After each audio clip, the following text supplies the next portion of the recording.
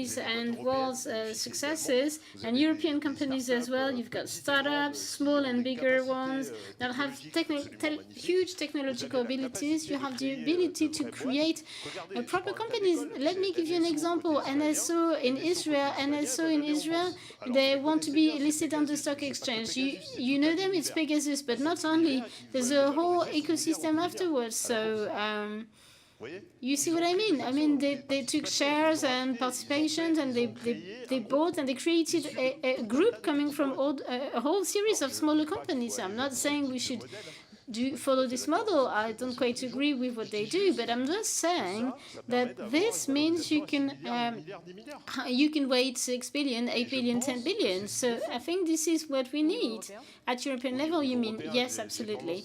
I love Europe, so I would rather Europe be successful, and in order to do so, we have to inject proper money, billions. There's no other means, there's no other system. First, you have to invest dozens or billions, and then we'll move a step further. I mean, look at the building in La Défense for the French ecosystem, because here we're talking about the French ecosystem, but Europe is great. There's fantastic companies in Europe, but this building is already worth 1.5 billion. So, and the people in it, they're all worth between 5 and 500 million or 1 or 2 billion. So you have a building which is already there, So, I mean, we start talking about this challenge to create these ecosystems. Yes, of course. May I say something? Quite hard to follow the discussion. I would love to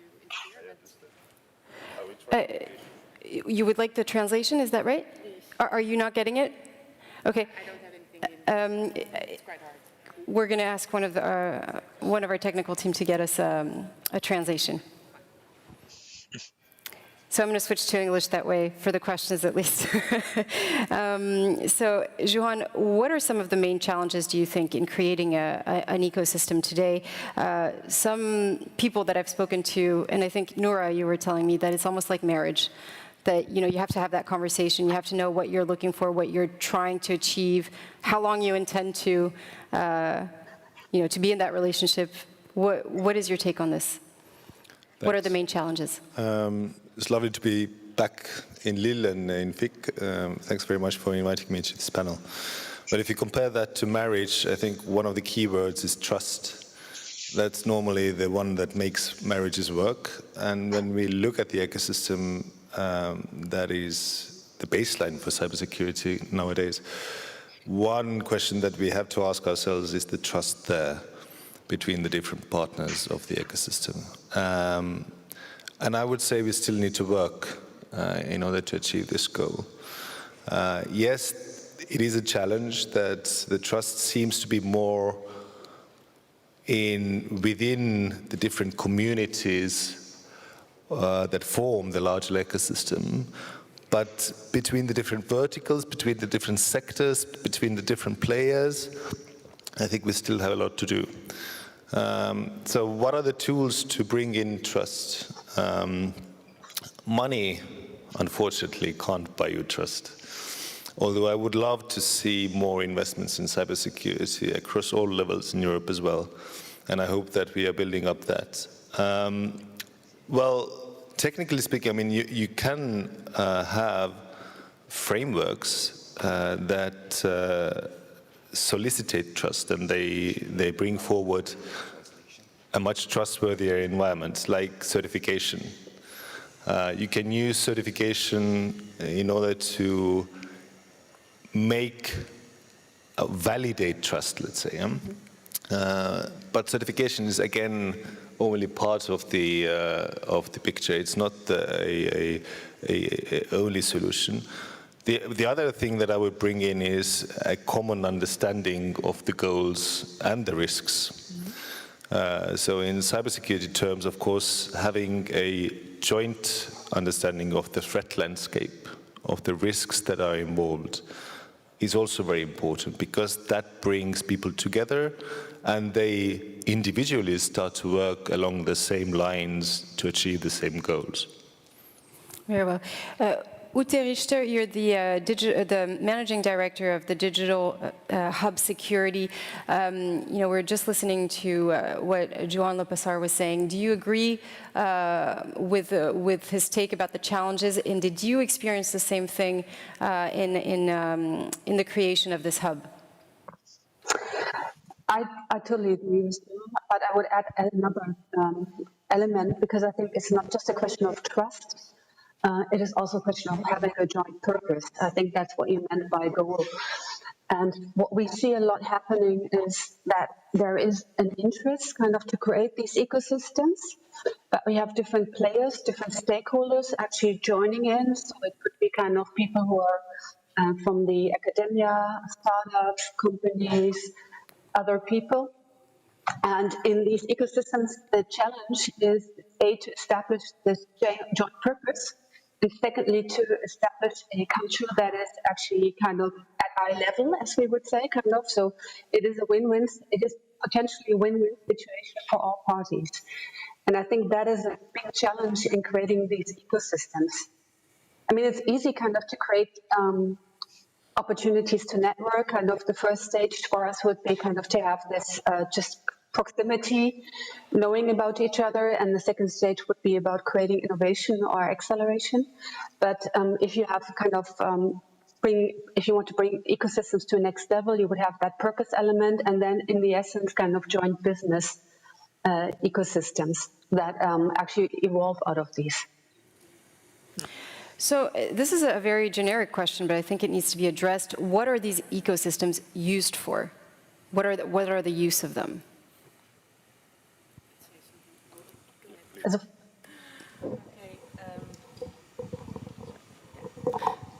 Oh, it works. Okay. I thought I had to press a button. But so I also wanted to react on what are the challenges of this ecosystem and how can you make them successful, right? Because that's the bottom question. When you address ecosystem, I guess there are different approaches. The main generic approach is getting people or actors together to collaborate around a specific product and exchange expertise. And we know them, like the Silicon Valleys and the health sector ecosystem, but also from a gravitational pull like the Apple ecosystem.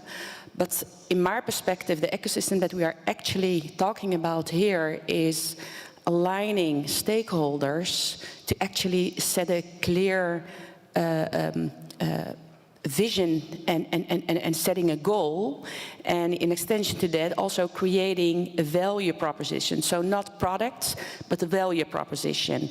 And that these partners also acknowledge, so trust comes, I guess, a bit later in the chain, but that these partners also acknowledge that no one can do it by its own, and that considering the societal challenge, and then we could take it a layer lower when it comes down to cybersecurity, because there are all kind of criteria which you could set out and say that the industry can't solve it by itself, and society can't do it by itself too, and then you have all set of stakeholders who need something from each other. And I guess orchestrating that kind of ecosystem towards specific value for society makes an ecosystem successful. And then you could bring it a detail lower and ask the question, so what do these stakeholders actually need from each other, but also from the ecosystem leader in this? And then it comes down to, I thought I already heard about it, the organic flexibility, the faster innovations, but also adaptivity of values of capacity and experience, which no organization, whether it's a healthcare institute, whether it's the biggest tech company, can't solve it by itself. And I guess, and I assume also, no, I even think that when it comes down to Europe and standing out against the international competition, like Russia, China, US, we really have to collaborate to tackle those societal challenges. So that's basically my view. Eric Landry? No, it's totally true. What I think is you need an ecosystem because you can't solve anything by yourself. It's totally true. And the thing is, even if you have the biggest companies in that planet, you can't. You can't. And it's so specific, so complex, and sometimes so needed, so much need in terms of technology, specification or capabilities on very special needs that you need to have teams just dedicated to that. And you will find them and add them when you need them. So we are all in co-petition here. We are in Right, even to competition, pull- but we need to do cooperation together, because if we don't do cooperation on that competition, we will lose, because it's super simple. For example, if you have an attack on a very huge group, and you see in the press tons of ransom hack right now, the problem is you always think that it's the same problem, but no. From time to time, they go through an application, from time to time through the network, from time to time just through a link by an email. Right. Some simple ones, some very complex ones. And that's exactly what it's needed. The good answer, the good tools at the perfect moment. But it's why I was talking about creating platforms to be able to integrate these kind of tools easily, because SMEs, SMI will not be able to understand everything, and all the stack, they need to do their normal works. John? Just a very brief one. The word that I haven't heard today is the supply chain security. And I mean, the only way you can actually secure a supply chain if you build a resilient ecosystem. And so, I mean, and this is something that, as previous speaker told, you can't, even if you're the biggest company in the world, you don't have the resources to do that alone. So the ecosystem is a vital component of ensuring a more resilient digital economy and society. Jonathan Luff, we're hearing a little bit more the perspective of Europe here on stage. I was just wondering, in the United States, how are you approaching this, and this whole idea of working as ecosystems? Thanks, Julia. I'm going to give the UK view rather than the United States one, if that's sorry. If that's okay. Excuse me. Yeah. So a couple of things. It was very interesting to hear Uta and Noura talking about the way in which ecosystems form. I agreed completely with Eric when he said that ecosystems are we already have them. Across Europe, we certainly have them. Here in the UK, I would disagree to some extent with what Eric was saying about his view on platforms, but perhaps we'll come back to that. If I can just offer a reflection on the development of the cybersecurity ecosystem in the UK, hopefully that would be helpful, because it came from, in part, it came from a national security perspective. And around the time 2010, 2011, when I was involved in working on strategy in this regard, we recognised that there was a national opportunity from a national security need, and that led to the development of some strategies, some of which have been effective, some of which less so. But if we roll forward 10 years, we have seen the development of a cyber ecosystem in the UK, but it's taken time. And I wouldn't say that all of the development has come as a result of those, if you like, state-led strategies and policies. And in fact, the establishment of Cylon, the organisation I represent, was set up in part to try and stimulate some of the things that Uta was talking about, starting with a sort of the connectivity between entrepreneurs and others with an interest in this area. With that connectivity came new opportunities, and from those new opportunities sprang new businesses. And as I think Eric was saying, no, sorry, it might have been Juhan actually, that money then does flow in pursuit of those opportunities, and you see this organic development of an ecosystem around which other services develop. So now I think there is a relatively mature ecosystem in the UK. I know it's the same, perhaps put to different degrees in other European countries, but you have all of the services, the legal, the accounting, the marketing, the sales, all of these other services building around an industry that has gone from a line item on a company budget and a sub-board reporting up through a particular channel to the chief security officer and ultimately reaching the board, to something that is the number one issue on every company director, every company CEO's agenda.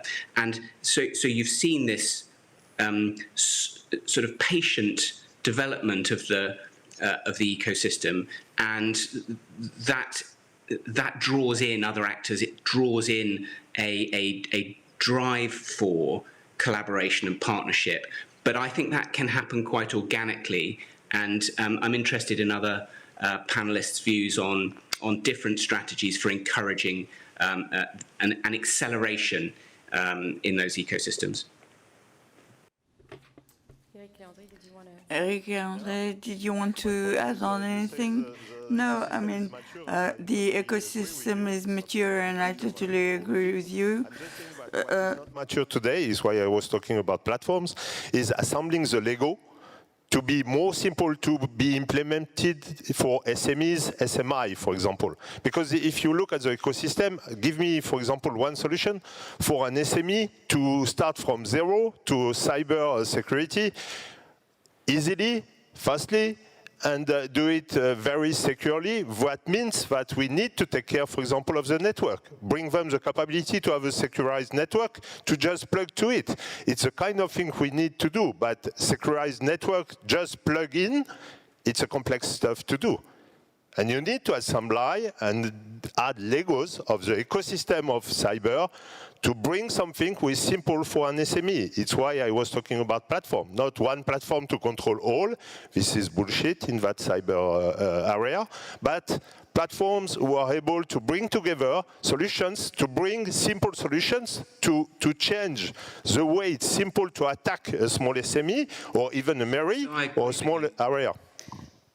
I agree with you, Eric, and I think we're seeing here, it hasn't fully formed yet, but we see from our vantage point the formation of new structures. This is often being driven, frankly, by investors who see an opportunity, who are quite clearly looking at ways to bring together.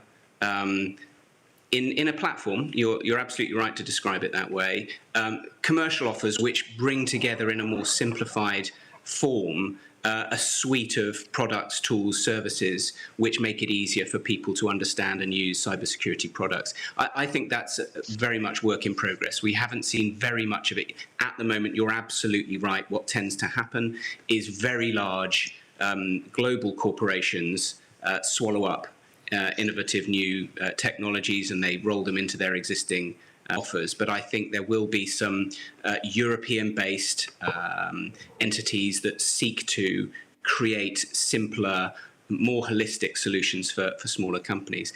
Last point I would add is that one of the trends that we see are global investors moving to Europe. So investors who would historically have focused much, if not all, of their attention on the United States or to some extent on Israel, focusing much more of their time and their resource on Europe. And I think that's, we can talk about why that is at length, but I just wanted to highlight it as a trend. Thank you, Jonathan. Juan?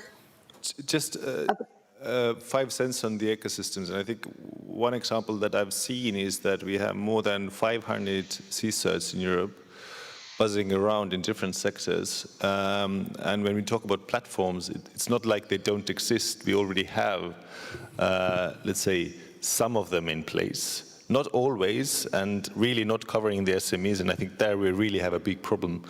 But perhaps through the sectorial ISACs, CSIRTs, different product certs as well, we could move forward in linking these different platforms together.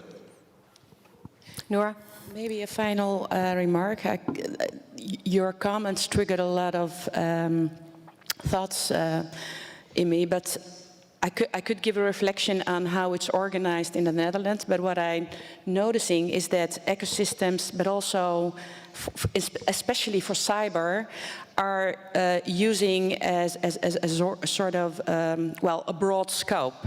And what I see in the Netherlands, we have a lot of initiatives from governmental perspective, from a private-public perspective, but also from the knowledge institutes with the private sector, and they're quite dispersed. So that's one remark to make. A second one is that I totally agree with you, Eric, when it comes down to SME SMEs, they are quite unrepresented right now when it comes down to federalization. So there's a lot of valuable knowledge research, I call them knowledge ecosystems, being done, but the research institutes are, well, not well connected to the SMEs, and in extension that you could say, well, the venture capitalists could play a very important role in that, and also the government. And the third remark to make, you said about the global investment companies are moving towards Europe, and that, at least in the Netherlands, it's one of the main concerns, because we are not capturing the knowledge of our industry in Europe. By this way, or they are aligned to the bigger tech companies, or they can't upscale, and well, that we could actually profit the economy from their knowledge and services. So I could say a lot more about it, but I just want to point out these three bullet points. Thank you very much. Ute Riche, you know, we've been having the point of views of all the panelists. What is your take on this topic of securing ecosystem? What's your experience as well? So for us in Germany, of course, our mandate has been kind of from the government kind of to create an ecosystem kind of cybersecurity startups that actually links back into society and links back into companies. That is something I think we have been able to do quite well. We do have kind of course, room for improvement kind of in enhancing this into kind of a true European system. And Johan mentioned it, there are kind of lots of initiatives, but they're not yet very well networked. The other point I want to make is really kind of going back to what Eric said, the platform stuff, because firstly, I agree, there is a need kind of to have like opportunities to create suites. But there is another point which I want to make, which is we're seeing a lot of kind of ecosystem creation or kind of things coming out of ecosystems that are very much focused on challenges of today. And what we need from our perspective is kind of a joint perspective of a longer time frame, like 5 years, 10 years, to kind of really be more targeted in what we are creating and how we can basically move a little bit from being on a global level, I would say, to a certain extent behind the game, to kind of catching up and kind of becoming more ahead of the game. And what meaning that startups or ecosystem participants should be kind of considering more than they're currently doing the requirements that are coming in the next 5, 10, 20 years, for example. And that, again, is a challenge because we need like a joint vision of how is our society actually going to evolve. We know what the big kind of challenges are, but I don't necessarily see kind of this vision or kind of even the idea of looking into these kind of visions evolving to the extent I would love to see. Now, earlier, we talked a little bit about skills. How can we perhaps accelerate the transfer of technologies and knowledge from the academic world to the industrial world? Eric, I know that this is a topic that Ute, did you want to answer that question as well? I see you nod. After Eric, yes. After Eric, please. After Eric, so please, Eric. Wow. First, it's exactly what we are doing even in my company today with the CEA, the Agency for Atomic Research in Europe. We have a partnership for securizing better the network, and it comes after years and years of research and development by Frédéric Laurent and his team at the CEA, and we bring that now to the size of a network like the one from Cybersecurity, 25,000 kilometers of fiber across Europe, and we will securize 25,000 kilometers across Europe with technology and the patent from CEA, who is actually being totally added to our system and technology of DNS to make a securized network in Europe. It's something that we can do now, but we are talking about 5-10 years of research for the next 5-10 years of securization of the network with several problems and solutions to be added every month. So it's a work in progress. But in the cyber field, and I want to agree with you, we all think about 5 to 10 years. The people who think about yesterday are already lost in translation. It's finished. You know, something that you have for today, you're dead because tomorrow you will have a new one. So it's something that we have to create. And when we think size of a network, you have to think about adding solution like a Lego. But it's not a simple game, but it's a game where you can replace a Lego by another one if one is more secure tomorrow. Ute, do you want to answer? Yeah, I mean, your question was basically how can we speed the transfer of academic results kind of into the economy? Into the industrial world, exactly. Correct. And one of our things that we have kind of, and I think, I don't know if everybody knows, but the Digital Hub is also part of a cluster of applied sciences, cybersecurity sciences, kind of called Athene, which is a national research center, and one of the larger hubs in Europe, kind of, or actually one of the largest hubs in Europe, focusing on this. And what we see is basically there is this kind of mutual kind of transfer of kind of, on the one side, understanding what the business needs are going to be in that time frame I just mentioned, and how the changes are going to be, and at the same time being able kind of to pinpoint kind of the results that we have kind of in the universities into kind of a more application-orientated framework, and deploying this in a relatively speedy way into the industry. And the startups actually do play an integral part into this, but also cooperations with kind of industry players. So that is kind of a really good example of an ecosystem working in a specific framework. Jonathan, what is your opinion on this specific question about how to transfer knowledge from the academic world? Is it important? What importance should we give it? So it's vital, obviously. I don't think I'm saying anything surprising there, but it's difficult. Our experience in seeing excellence in research and excellence in academia translate into tools, products, services that can be commercialized and used widely is patchy, to say the least. I don't have any quick and simple answers for that. I think this takes a lot of time, and it is legitimately the place for nations and the EU to invest time, money, and other resources. You know, investing in national research bases, investing in long-term skills development, that's vital. It doesn't automatically translate into startups and translate into commercial success. The cultures of academia are very different to the culture of business and to the culture of investment, and so I think it requires patience, and it doesn't automatically lead to the kind of exciting, innovative, creative startup ecosystem that we would like to see. One thing I would just come back on when I think Nora was talking about her experience in the Netherlands and this concern around international investors or others coming to Europe and sort of seeing opportunities. I would frame that slightly differently. I see that as an indication that these experienced investors see value here. They see talent here and they see opportunity here. And I don't see that as a negative. I think it does present us with a challenge. I think we need to respond. We need to compete. But it's actually it's something I think we should view more positively. I certainly see that in the UK, the arrival of very successful investment firms at the early stage like Sequoia and Benchmark and others. I see that as a sign of confidence in the European technology ecosystem, that they see as much value here as they have been seeing in North America and elsewhere.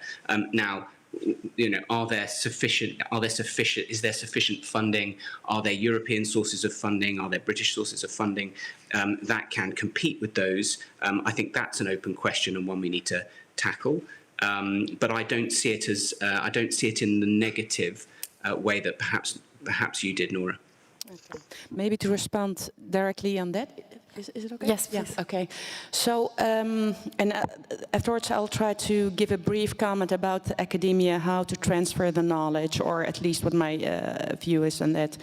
So, I totally agree with you. When it comes down to the innovative pace that we are reaching here in Europe, that's great.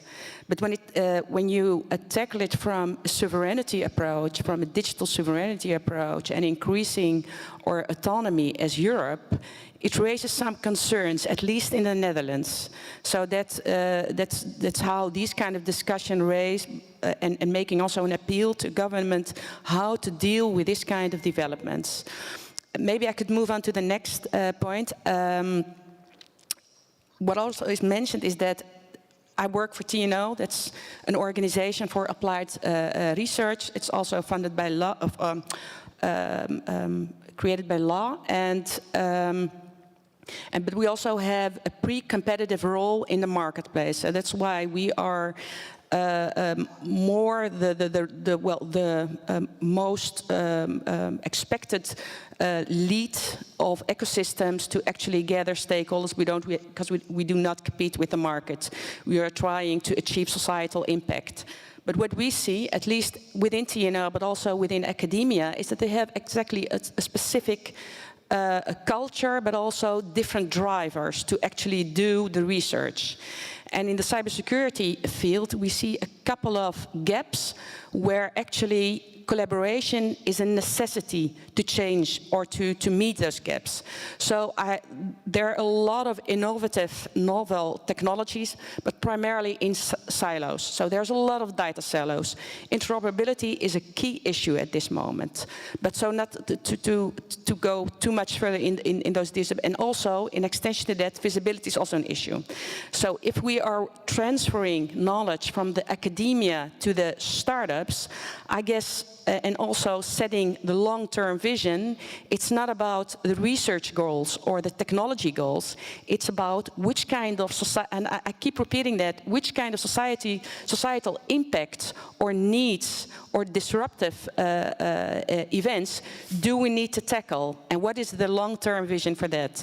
So, and last remark about academia, I guess it's really educating the academia, but also vice versa, the SMEs, in thinking in their knowledge development in the life cycle of SMEs and the venture capitalists, so that the venture capitalists will be more triggered to actually materialize their investment in SMEs. So it's to bring and give approach, but that really needs a lot of awareness and education towards the academia and making them part of an ecosystem.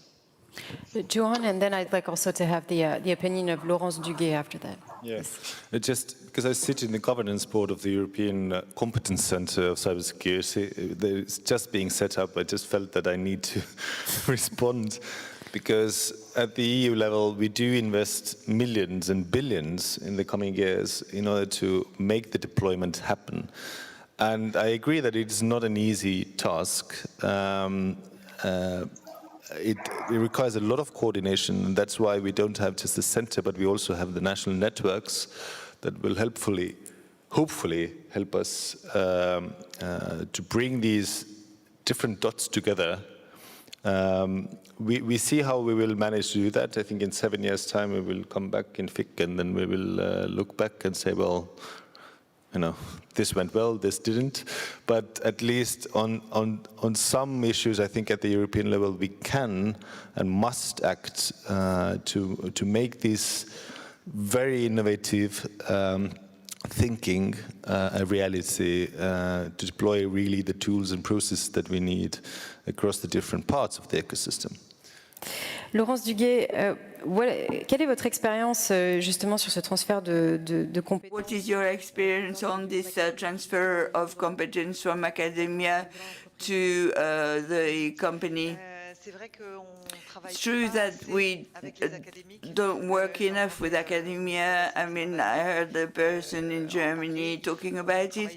We've got to work more and more on that. I mean, we tried within the ADALEC association to work with academia to install more, or to provide more response to this challenge of this partnership. 50% of the partnerships don't work, so we wondered why that was. I mean, sometimes some companies are small and want to work with larger groups, so it's necessary to understand if this operation will work or not.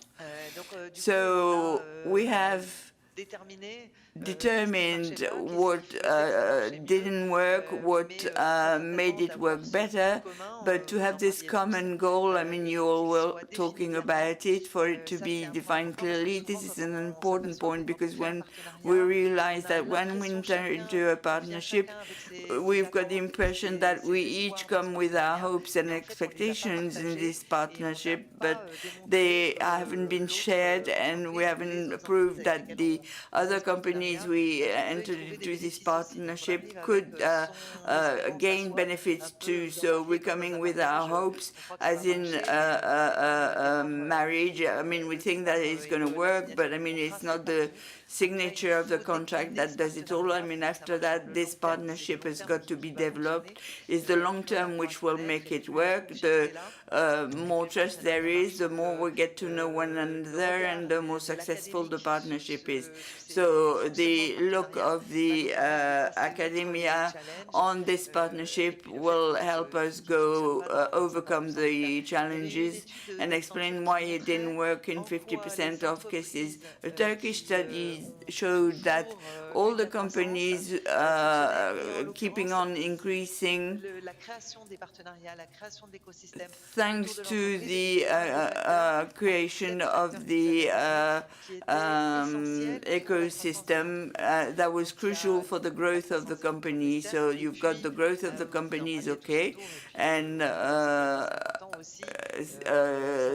security-wise, I mean, it goes beyond the growth of the company. Each state, or even Europe as a whole, you mentioned it, must gather together as an ecosystem to fight against or to face the attacks and cybersecurity. I mean, this is an important point to work with this with the academia.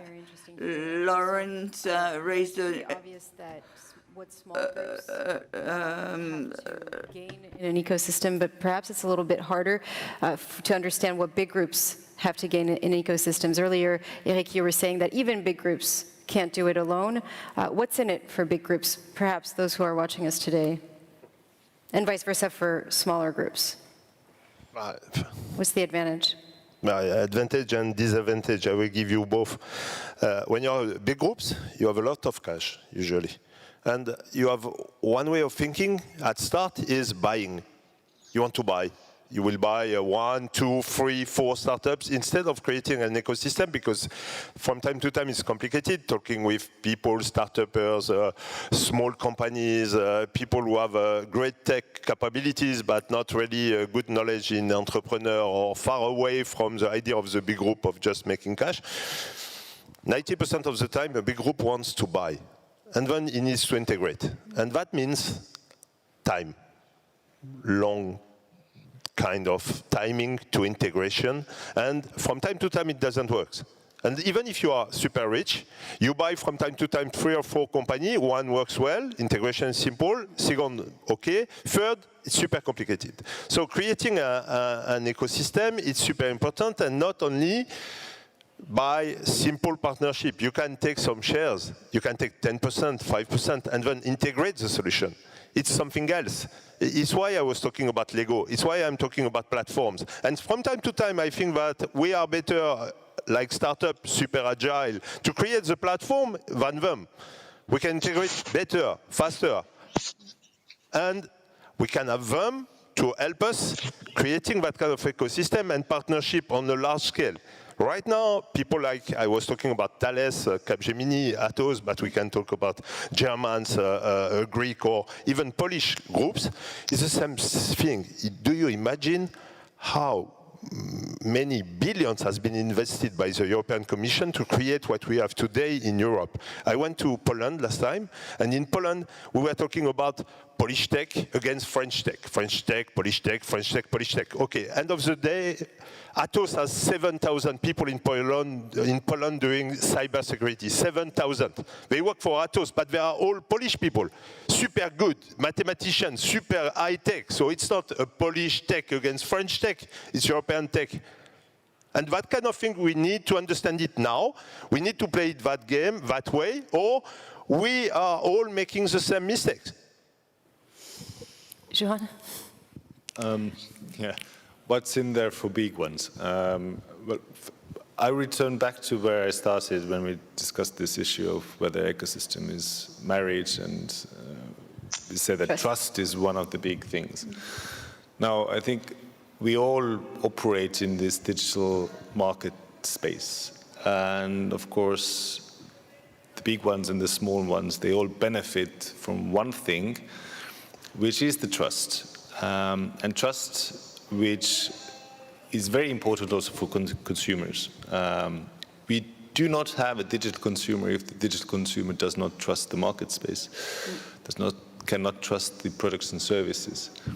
So, and in order for this to work, trust can be not only broken by big players, but also by small ones. So having an ecosystem that supports this trust building at all levels is ultimately beneficial for everybody, but of course even more beneficial to the big players, who will benefit immensely from the market that we have, the 450 million customers. So again, it is a chain. The strength of the chain is measured by the weakest link. The weakest links normally are not the big ones, but they can be the big ones. So, yeah, we just had the example of SolarWinds in the beginning. I was going to mention. Not an SME. So I think there is a difference, but in this understanding of what the ecosystem is, how we must build it, I think differentiating between the big, small players does not make much sense, except when trying to help those who are lagging behind. Nora, you wanted to answer? Yeah, so coming back to the bigger companies, I thought it's already mentioned about how agile these companies are at this moment and actually executing R&D. So what we see with bigger companies, and maybe I can illustrate that with the consortium that I'm leading, which involves the bigger tech companies and the smaller SMEs. And they have different roles, but what I got back from them is that these are global companies, and I'm talking also about American tech companies who are part of the consortium. So what the main issue of these corporates are is that the knowledge for them to actually act on the disruption in the market, because they have that long-term vision, they have stakeholders to keep satisfied, and they don't have that knowledge in-house. That's one thing. The market is too volatile, and often the budgets for R&D are quite stressing. And second to that, there's also the chicken and egg story, where vendors will not invest in innovation if there's no need from their customer, and vice versa, customers will not buy technology if there's no technology that can be demonstrated. So coming back, I lead the consortium Automated Security, and that is a platform approach, by the way, where we actually developing a disruptive technology, where a blueprint for solving the vendor lock-in, but also the different data silos. So the vendor or the cyber stack is evolving rapidly based on the complex attacks. But the challenge of that is that the existence of many protocols, of data sources, the way data is gathered is also increasing, which makes the visibility for analysts, which we already have a scarce of in the marketplace, even tougher. So what we are doing is actually developing a platform which will facilitate the interoperability, but brings the end users, so let's say the hospitals, the infrastructure, back in control, and regardless what kind of vendor you are, whether it's an SME or well, the bigger tech company, there is no vendor lock-in. So everyone, should they have the best-in-breed solution, they can offer that. And the blueprint is not a commercial product. So I have vendors like Cisco on board. I have vendors like VMware on board. And their argument is, okay, we have the best-in-breed solutions. We are acquiring all kinds of companies, but we haven't thought about the interoperability of these companies. And this blueprint will give us the possibility to do to support our acquisition, but also show our thought leadership in the marketplace. And it is quite often an argument for these bigger tech companies to actually involve in these kind of ecosystems. Eric Leandri, I'm seeing you sigh. No. I think it's we are all talking about platform now, so yeah. I'm happy with it. my point is more about thinking about Europe as a platform too. And if we think about Europe as a platform, I love the story about sovereignty. I can't say nothing else. I love sovereignty, and especially by continent. And on that point, I have something to say about venture capitalists and cash. I don't care about cash coming from US, from China, from anywhere in Europe. I don't care. I care about control. I care about control. I just want to say that if we want sovereignty at the end, we need to create something that gives us the capability to create European giants. And thanks if the cash comes from the US and they do 20, 30, 100,000 times their funding. Super happy about it. What I don't want to see is a SPAC, special acquisition company, coming from the US with 2 billion, buying 100 of our small super high-tech companies and just destroying the ecosystem. It's 5 minutes. So I want European SPAC, call it the way you want, and I want the cash coming in, being able to bring them on the market, in the French market, German market, Swedish market, I really don't care, even UK market, even if I will say to you, sorry for that you are more near the US now than with us, but let's do whatever you can think. My only point is we need really to stop destroying the capability that we have today in the cybersecurity that we don't have now in some other fields that we have lost, or not totally lost, where we have to compete a lot with super giants. We needed that field where we are super good to start creating our giants. And we have already our giants. Thales is a giant, Schneider is a giant. You have tons of super huge group here. Bring the cash and make our startup being super good. I'm sure investors have heard that loud and clear. Jonathan, would you like to respond to that? Yeah, I was going to say that Eric puts it better than I possibly could. I don't think your audience was necessarily expecting the Brit on the panel to argue in favour of pooling sovereignty, but actually that was exactly what I wanted to say. Just a game. And Eric has said it. Eric has said it better than I could.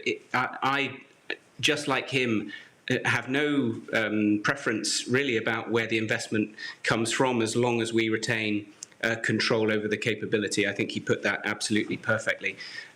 Just going back one step further to what Noura was saying about why it's sometimes about this challenge of our champions, our giants, as Eric was calling them, really driving forward a European ecosystem. We have lots of experience. We tried exactly that approach at Cylon between 2015 and 2020. We worked with some large defense and security companies, and it was we found that it didn't always translate. The startups had fabulous, innovative products, but the larger organizations, as Eric was describing earlier, I think found it quite hard to integrate and then to make those innovations available to their customers. And Noura put it well. I think there's this continuing challenge, a tension between the need to innovate and the fear of using new products, innovative products that haven't yet had time to really prove themselves in the market. It's a continuing challenge for all of us working at the early stages in cybersecurity, because getting over that hump, getting your product out into the market, adopted by smaller, then larger, then the largest of organizations remains a challenge. It's something that we focus a lot of our time on. But I was just, Eric put it perfectly, I thought.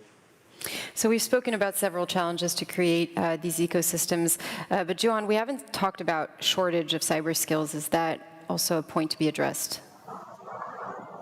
It is, because the shortage is growing, as we know. Right.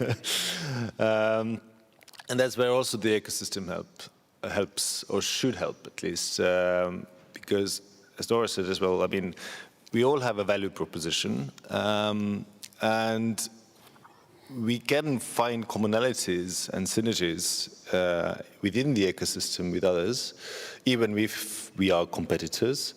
And shared knowledge is something that also is a resource, and having a more common knowledge, common situational awareness will help to put some of these resources in other areas. So I think there are merits in coming together also for the ecosystem more closely, to build up elements together where everyone can benefit, so that they can channel the rest of the resources into areas where you think you are the best.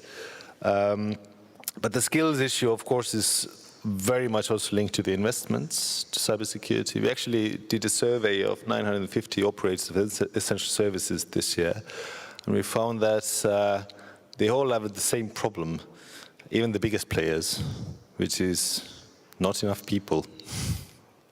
So to solve this issue, and this is an issue which money can actually solve. So having more investments into information security, into cybersecurity, I mean, if you look at now on these operators of essential services, the investments into cybersecurity from their IT budgets hovers from 10.7 to 5%.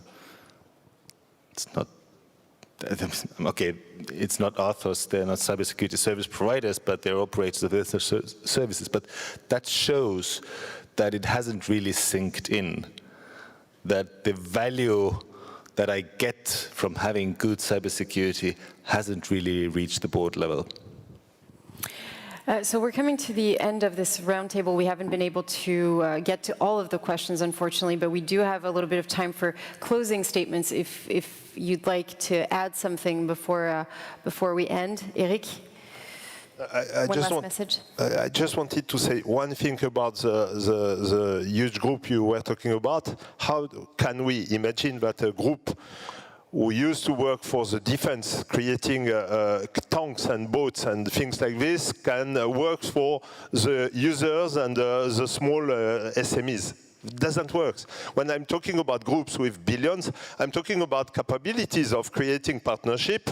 We inject the money into people who are able to work in that field, all together, because it will come to the government level, and at that level they are able to work, and we can bring capabilities to B2C and B2B on the very small level. So it's really a question of thinking differently.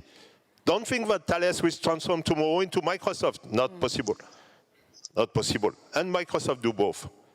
So my last point is sovereignty, capabilities to bring cash, a lot. Billions has been already bring by the European Commission and all our states, all of them. Let's start to the next level. Bring now the billions to aggregate all of this into platforms, and not only the platform of Netherlands, the platform of Poland, the platform of France, the platform of Germany. I know all of you. I spend a lot of time in Europe. I know all of you. You think like this first. Things different now. So change the mindset. Nora?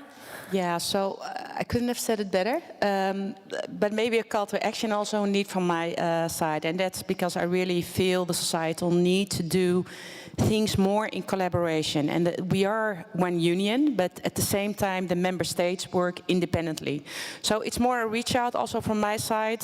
I do a lot with the Dutch government, I work with the Dutch government, I lead ecosystems. but let's seek how to collaborate more intensively so that we could maybe create synergy and see how we could do better things. Ute Richter, did you have some closing remarks after this conversation? I think the point that Nora just made, kind of creating more synergies, is one very important point, kind of to really bear in mind, kind of. And there have been quite a lot of European initiatives that have been aiming kind of to facilitate more exchange and more proximity, more kind of collaboration. So I think that is en route, but it could be quicker. The other thing I did want to point out is I think if we want to have ecosystems, we need to not just look into the cash, like Eric pointed out, and kind of the role of the big players, but we need to actually create an environment where startups, cool, really very cool tech companies that are actually having cool ideas, have like a, you know, kind of not a sandbox in terms of the typical sandbox, but they need to have an environment where they can actually prosper. And that means we need to kind of probably care about them a little bit more than we're currently doing, because that's what I see happening. They actually have these good ideas and they don't have the opportunity to bloom. And my last remark is I was actually quite surprised to see that in Germany we seem to be more successful in kind of bringing startups out of the academic world than maybe in the UK or in France. So that would be a learning effect, but I'm sure we have lots of learning effects as well that we could benefit from a German perspective. So this exchange of what works, why has it worked, what is the best practice, that is something I think we need to facilitate a lot more. Thank you, Ute. So our time is up, but briefly, Jonathan, what would be your closing statement? Yeah, my closing remark, I want to leave you with a very positive perspective. I think this is actually a very exciting time. We've made 3 investments in European companies, 3 in North American companies this year, and I think we can be confident. I think we should be confident. I know there are loads of challenges, but I think if we're patient, we keep doing the right things, we keep making resources available for basic investment in basic skills, you know, then we will see this further development of a European ecosystem. So I leave you on that note. I think it's an exciting time to be working in this area. Laurence Duguay, je me tourne vers vous pour une petite conclusion. Laurence Duguay, what did you want to say? Maybe in English. Or So English. my conclusion would be yes, be positive. I'm sure that we can build a big ecosystem for cybersecurity, European ecosystem, a very European. And my part of this thing is maybe if each company could pay a part of people who will do the partnership among all those companies who want to make this partnership. And my personal opinion is that we need a leader. So it's a big company, then maybe a lot of other small companies will work with them, but we mostly sometimes need a leader. So it's important. Then people who will try and do this, accompany those companies to make this partnership for real, let's say.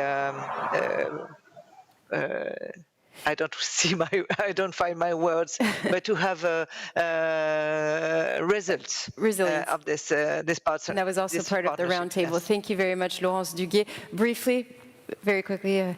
Well, I've seen a lot of cooperation. That is also something that I think we haven't seen so much in the last decades. So this is a very positive start. I take the issue that we need more leadership as well. We seem to have a cacophony of cooperation going on in Europe as well. But this is a smaller problem. So I see a lot of goodwill, and that fills me with positive feelings, and I think that the steps that we need to take next are easier because of this. So stay positive. We are ending on a positive note this roundtable. Thank you very much to all of you for taking the time and for shedding light on how to create robust and resilient ecosystems. Thank you very much. We're actually going to give you now a concrete example of an ambitious cybersecurity ecosystem with the Cyber Campus that's set to open soon at the beginning of 2022. Oui, donc dans cette interview croisée que nous allons. So in this joint interview, we will mention the government plan to boost the industrial policy, but also innovation innovation in the field of cybersecurity. We'll talk about the project of the cyber campus that will open in a few months. That is meant to be the totem of cyber security. Thank you for welcoming Mr. Cedrico, joined with the head of the cyber campus. Thank you very much. Thank you very much. Merci. So we can now watch it on the...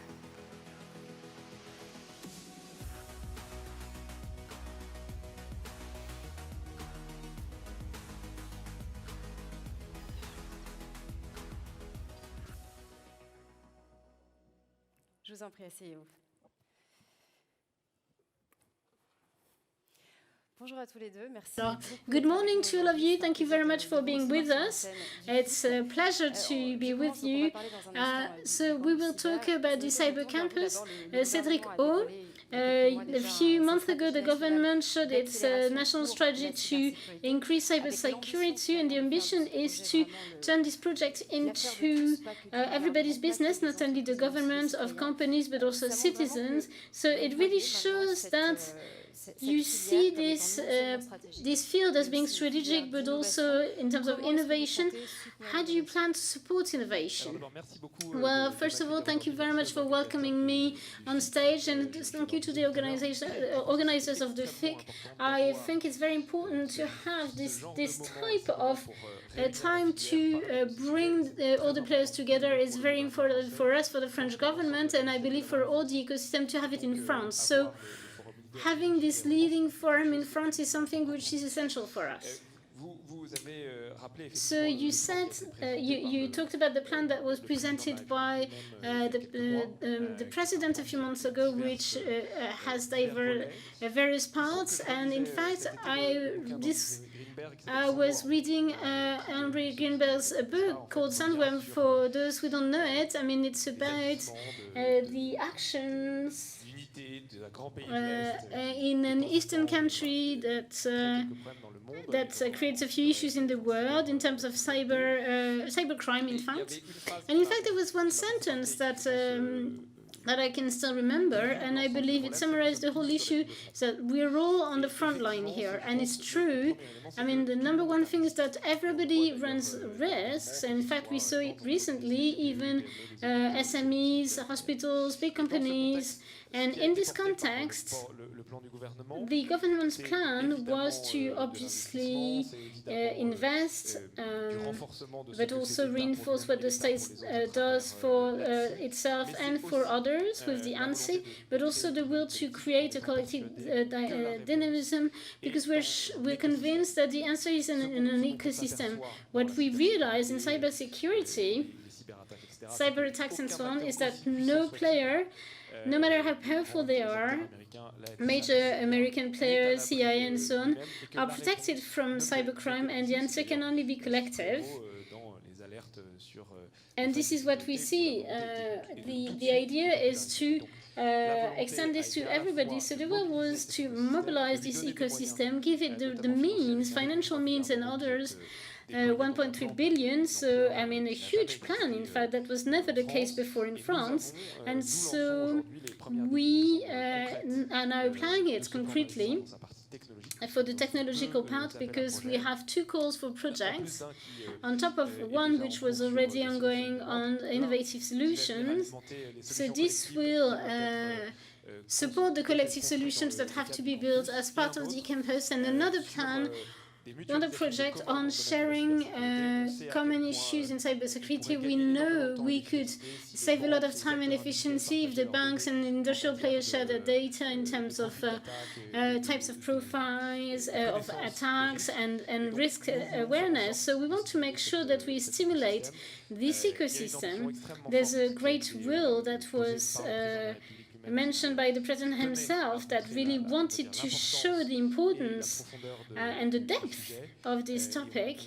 And in fact, we've been rolling this out as part of the Cyber Campus, which is a kind of the flagship of these initiatives, as part of the innovation that we support. So yes, we were together 18 months ago, just before the COVID crisis in January 2020. It seems like a while ago. Where are we in terms of this cyber project cyber comeback project to boost innovation. So yes, end of July we finalize the creation of this cyber campus that will coordinate this approach. So 112 shareholders in this company, so big companies, major banks, BNP, Société Générale, Crédit Agricole, Banque de France, so major industrial players, Alstom, SNCF, Veolia, L'Oréal, Renault, Française des Jeux, La Poste. So all the big ones are there, basically. They joined the cyber campus. We have about 20 SMEs in the field of cybersecurity, and then startups and schools that will teach within the cyber campus, and then associations. And then also 6 major industrial players that took significant part within the cyber campus to run it. So obviously we have the state as well, ANSSI, that had a major role to play to support us on this, and the Ministry of Army, and the Home Affairs, and the INHA, and also working on issues related to research and innovation. And as you said, the states, so they have 45% of the capital in this company, Campus Cyber, 8 million euro in capital, not bound to start a company. And then of June, we got the lease for this building. We have a whole 26,000 square meters dedicated to cyber security, with 1,500 experts working on this campus, with 30% of the building dedicated to collaborative projects around 4 areas. So operations to react to cyber attacks, and then innovation to anticipate and then detect future attacks. Training, we need to change the image of cyber security to create, to attract more women as well. And then cybersecurity is the highest problem is HR. It's very complicated. So it's easy to sell solutions, but it's very hard to find the right players. And then last thing is activation. So leading this ecosystem. We don't want to turn this into a real estate project. So we have to, and we want to inaugurate all this mid-January with the governance, potentially the president. So, you said it was a totem before. It's like a major tower. So we'll see how you design this project, thinking about what you could see abroad as well. So before we talk about this, so this is a private-public initiative with the state involved. It's quite new and original. So how does the state support and this governance of this project, and is included in it? So you said something which is very important. It's a private-public and not the other way around. The state obviously has a major role to play. Twofold, obviously, the financing, so the funds, the capital, it's essential. In this cyber campus, and then obviously there's essential players in this ecosystem. We have ANSSI, INRIA for research and innovation, and then the Ministry of Research and so on. So the participation created this whole ecosystem, but there's something on which we insisted a lot, and this was in fact key in what the president wanted to do, was that it should be private players to have the majority, and it was for them to lead this project. And I have to say that Michel did a fantastic job, because he said, he mentioned all the major players in the cyber world that are part of this cyber campus and invest basically in a major way. So they are really involved.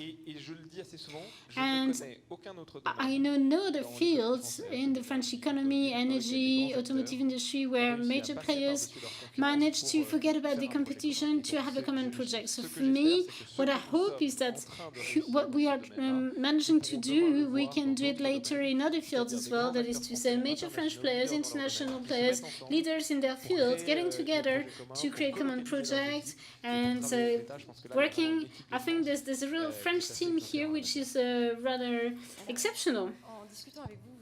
So you mentioned something which is very interesting. You said it could be a tool to stop attacks. And so obviously when you hear this, cyber campus, you think of Israel, and so on in the United States as well. How did you design this project, in fact, to make sure that it's as holistic as possible? So, as you said, we went to Beersheba, went to New York. We worked with the embassies to see what happens elsewhere in countries that we couldn't visit ourselves. And what we're going to do is, the first time it was done in the world, I mean, it's the first campus that's 100% cyber, in which we bring an operational center and in which we try to supply deliverables. So it's not only a center for exhibitions and seminars and so on. We really want to produce deliverables. We will try and create a major observatories for cybersecurity. There's a lot of companies that see things, and even same thing with ANSI, but sometimes we don't communicate with companies, so this will be used as a lever to communicate. We will create, and that's really important, this common intelligence. So we all have actions to detect attacks, and we want to share this to anticipate as much as possible. And training, very, very important for us. We really want to build together the future solution, and this is where the state helps us, because in this plan there's 25 million euro that will be dedicated every time we create a solution together with various players. The state will fund 50% of the project, and so we want to have to identify the champs in the future. What we want to do basically is opening up the doors of your. During the FIC, I met the Dutch, the Belgium, the Germans, and so on, and we see how we do it, and we'll create a network thanks to this network, and then the French can present their expertise in other European countries and the other way around, and we'll create some kind of coalition, if you wish, a cyber European coalition. This is really what we want to do. So, and then it's a collective project, this campus. So we created this manifesto that you can come and get on the Addis stand at the cyber campus. Come and see us. Basically, we have this manifesto, and we worked with all the collaborators. The reason to be is to protect the society and share the French excellence by gathering all the players around this totem. So this is the whole project. And going back to what you were saying before, we want to have cyber campuses that would be the flagship, because the flagship is great, it's big, and obviously it only works if people work all together. Yes, absolutely, and also it attracts the best, and this is what we want to do. Great, that's fantastic. So you've in this conversation you've answered all the questions we had in the previous roundtable as well. So the national strategy, cyber strategy, is part of a digital wider strategy which was launched by the government as part of the national plan. So it's a 5-year program. So what are the next steps? Well, I would say that there's, the number one priority, apart from the structure, the call for tenders and so on, the idea is really to go faster on raising awareness. This is really, I mean, we see is a race between the threats more and more, and then raising awareness, which means that each one feels in the front line. This is the reason why with the Cyber Campus we work on opening up regional cyber campuses, and one in Lille, in fact, but we worked with Rennes as well, the Loire Valley, because in fact we are convinced that raising awareness amongst SMEs and local authorities can only be done at local level. So we want to use this dynamic to create clusters to raise awareness, and we have to keep doing this, working on this raising awareness dimension. If we look at what happens in the plan, there's two elements that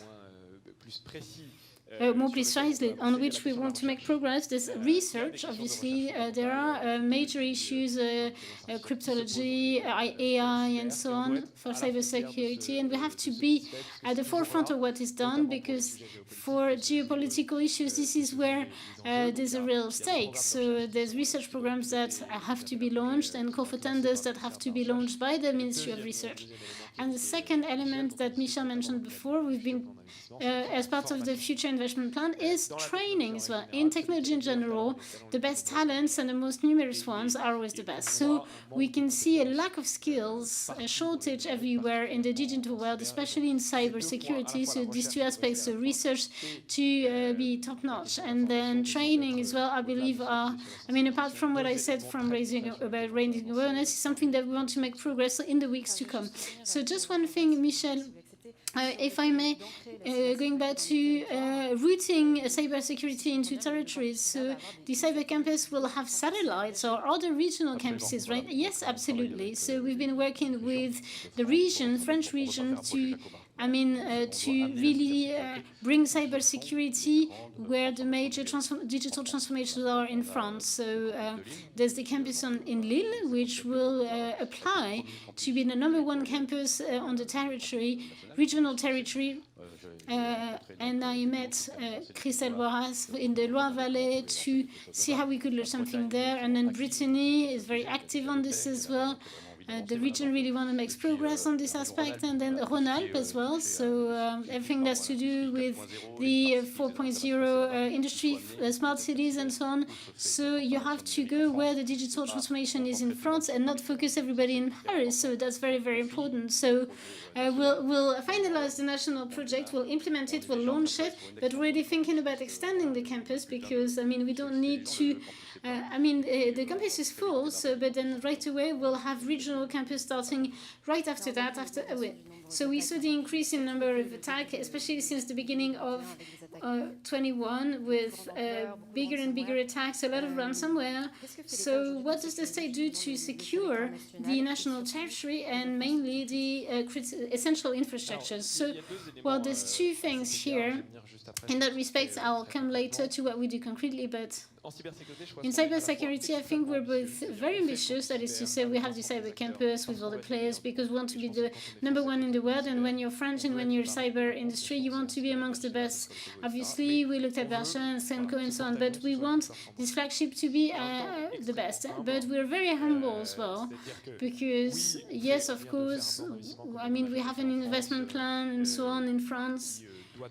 And this should enable us to increase the level of preparation, but at the same time, you know, all the people that claim that they have the solution and they're going to do something to solve all the issues and there will be no more cyber issues, they are all liars. I mean, when you look at the world preparation, and once again, let me mention Sandworm, probably part of the malware that were stolen to the highest agencies in the world, that is to say, the CIA. And so you have to remain humble. So we try to have this very systemic approach. We try to tackle the issues, raising awareness, technological solutions, and then even concrete plans. I mean, I had a meeting recently with the Ministry of Health as well, especially on hospitals. We know these are targets. We know that they have to increase their level with very basic things. We know that they don't always have the right architectures without going into details, but you need to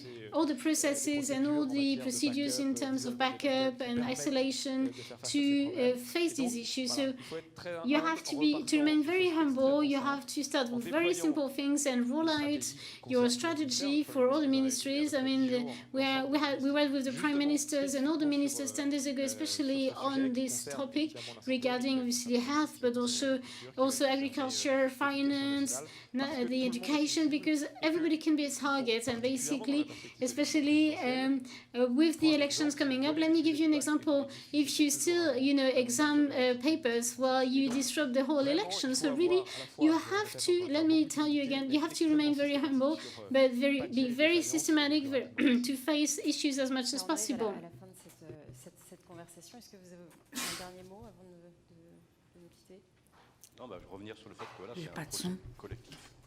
So this is a collaborative project. I was with a whole team. We have 10 employees, and then we worked with all the future players. So 10 working groups that were created, and the future people that will be at the campus that design this place, and we really have to keep this collaboration. It's not a real estate project, it's a project where people will work together. And let me go back to raising awareness. We want this to be a campus that is attractive and raises awareness. We work with the Ministry of Education. When I became a dad, I took my daughter to the Plaza la Mairie because she had to know where to stop and so on. So we could do the same thing for digital, because the kids go on the internet before they go on the street, so they go without any kind of training. So maybe we could do this on the campus. We want this to be open, and we want it to be attractive, because it's a great job. Merci infiniment. Thanks greatly, both of you, Monsieur Vanderberg. Thank you very much. I'm going to let you leave the floor. I mean, I think you're going to stay with me, because, I mean, we're going to give the reward of the FIC startup to encourage innovation and entrepreneurship in cybersecurity. Please welcome Zenazar Kour at OS, who's going to chair this reward ceremony. Pardon, je suis désolée, je voulais...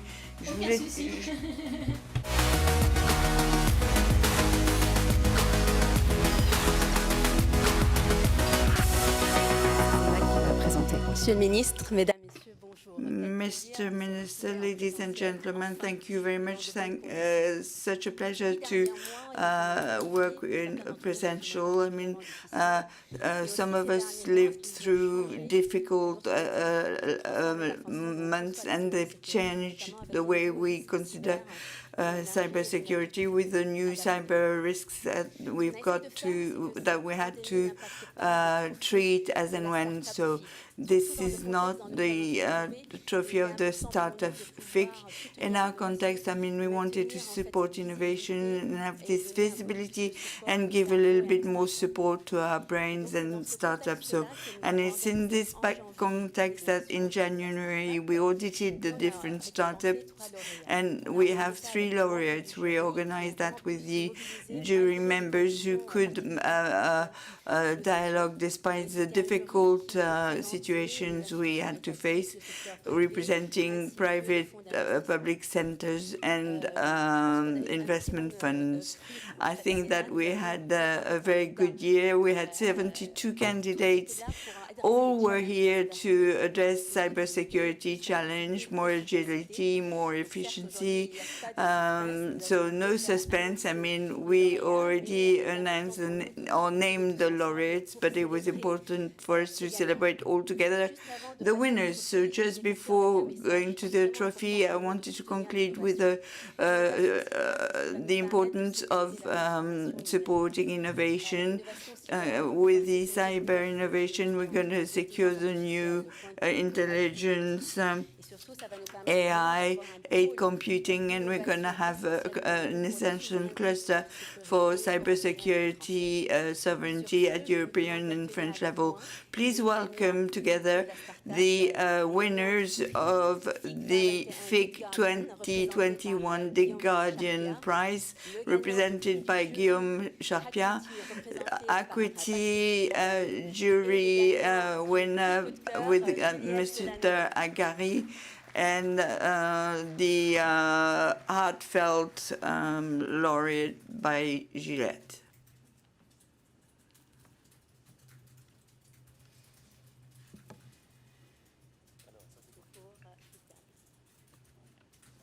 So, The Guardian, congratulations.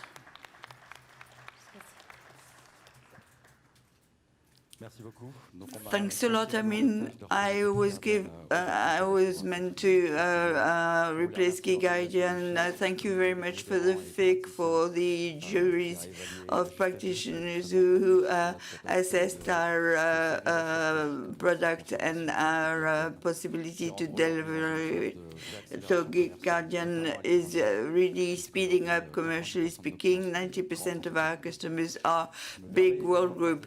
I'm sharing a slight bit of frustration because we've got very few French large groups part of our customers. So we want to meet you, exchange on your products, and understand how we can become a true asset in your supply chain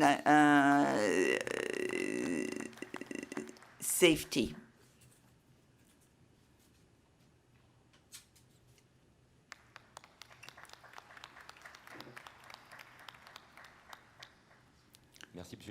Thank you, Mr. Minister. I mean, I'm obviously delighted to get this prize for the whole team. Thank you for the FIC to organize this type of challenge because it highlights the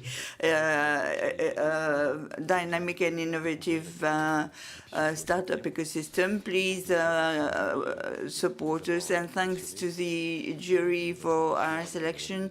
Our ambition is a very modest one, is to transform one of the oldest practice of cybersecurity, but also the management of vulnerability, which is the oldest point. So please come and have a look at, come and see us at at our booth to help you manage these difficult situations. Congratulations. Thank you. Thanks a lot. It's with great delight that I'm getting this heartfelt prize. Thank you to the members of the jury of the FIC. I talk on behalf of Hubble, checking remote identity. We can, players can interact with one another, knowing each other on transactions that might be sensitive ones, like financial ones, like remote or e-working.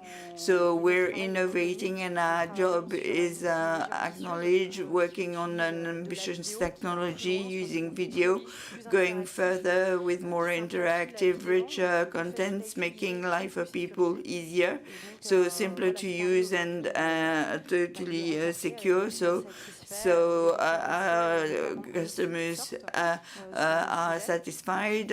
We are reference and see. So we are very, very happy to meet you at our booth in at the IT Forum. Yeah, I wanted to take this opportunity to give you a word on the subject. I mean, to congratulate all three laureates and to say how important it is to get emergent